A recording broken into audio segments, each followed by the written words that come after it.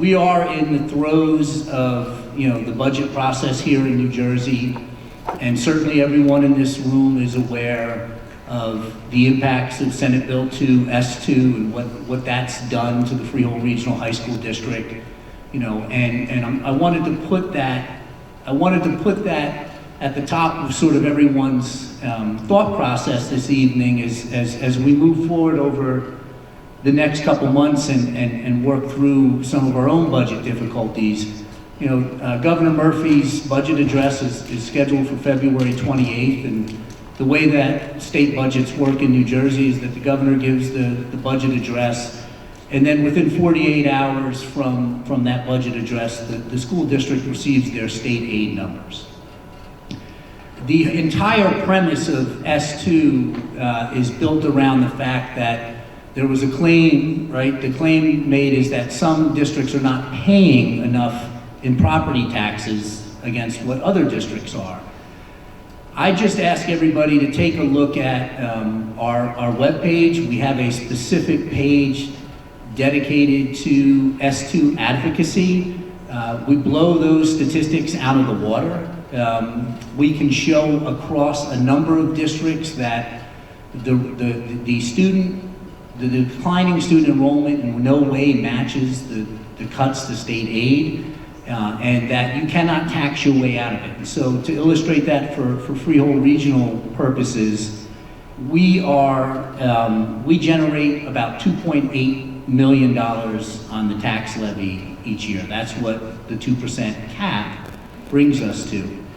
We are over $11 million under adequacy at this point in time. What the adequacy budget is in New Jersey gives you a number that should be what it costs you to educate the children within your district.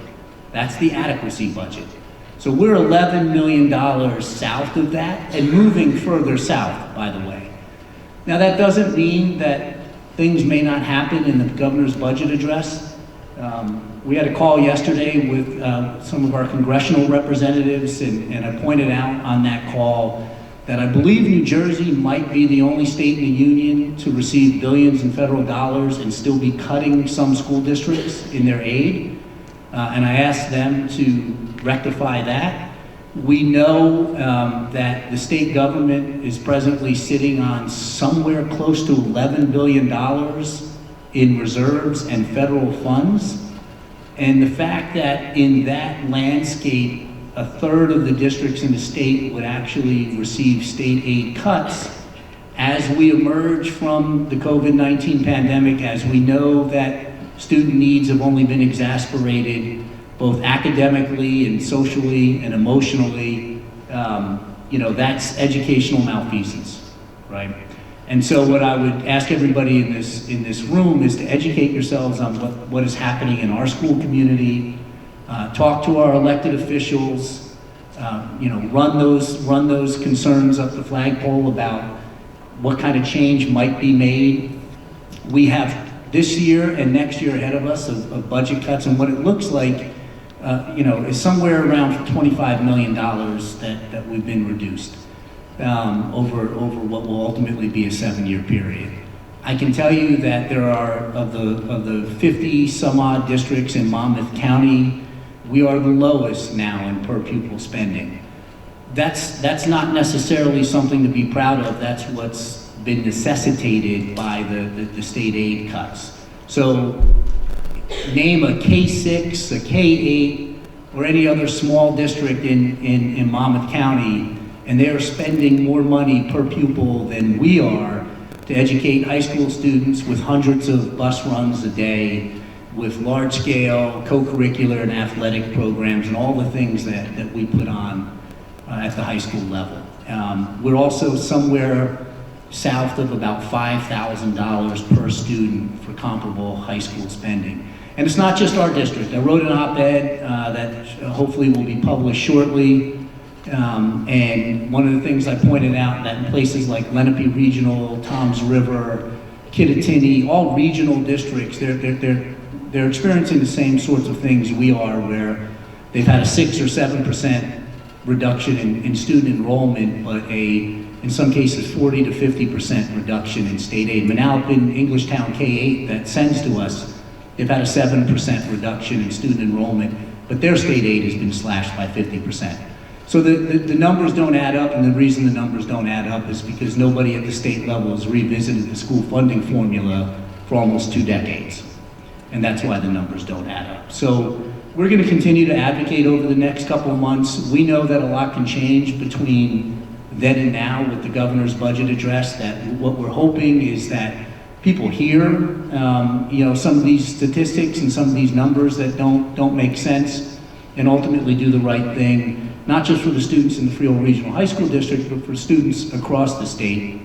Early on, we were potentially pursuing, you may have seen there was a lawsuit where a number of districts that challenged New Jersey, saying you can't receive federal funds and cut school districts' aid. Now, what ended up happening is Freehold Regional was ultimately not eligible to pursue that lawsuit because it was a maintenance of effort for districts that had at least a 40% free and reduced lunch population, which we do not have. My argument in all of that was, regardless of the percentage of free and reduced lunch status, last I checked, our kids matter too. And if the spirit of the law was for the state not to receive billions in federal funding and turnkey that by cutting school aid to certain districts, then why wouldn't that happen for us as well? So we're going to continue to fight for what we think is fair for the kids in the Freehold Regional High School District, for the faculty, staff, and most importantly for the communities. But I would ask everyone in this room to take a look at our webpage about it, take a look at who represents you locally, and make some noise prior to the governor's budget address.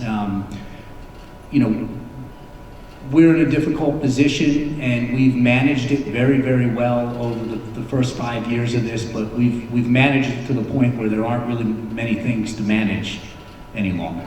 So I did want to bring everybody together for that cheery message before we get into strategic planning, but it's a real message and it's important. And I tell my principals all the time that every time that you have an audience, please make sure that you're explaining what S2 is, what it looks like, and what's happening in the district. And shame on me if I ask them to do something that I don't do myself, right?